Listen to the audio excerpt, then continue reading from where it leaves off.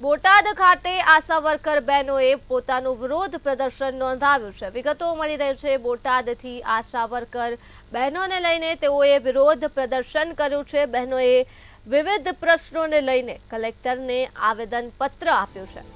બોટાદથી મામલો સામે આવી રહ્યો છે। બહેનોએ કલેક્ટર કચેરી પહોંચી પોતાનું વિરોધ પ્રદર્શન નોંધાવ્યું છે અને બહેનોએ સૂત્રોચ્ચાર કરી વિરોધ પ્રદર્શન બોટાદ ખાતે કર્યું છે। તો ઉપવાસ ઉપર બેસવાની પણ ચીમકી ઉચ્ચારવામાં આવી છે આશા વર્કર બહેનો દ્વારા। આશા વર્કર બહેનોએ પોતાનું વિરોધ પ્રદર્શન કર્યું છે બોટાદ ખાતે અને બહેનોએ વિવિધ પ્રશ્નોને લઈને કલેક્ટરને આવેદનપત્ર પણ આપ્યું છે।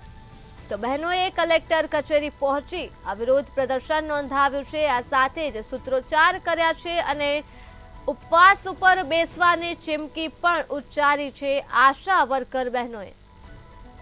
બોટાદથી વિગતો મળી રહી છે। બોટાદમાં આશા વર્કર બહેનો દ્વારા વિરોધ પ્રદર્શન કરવામાં આવ્યું છે કલેક્ટર કચેરી ખાતે।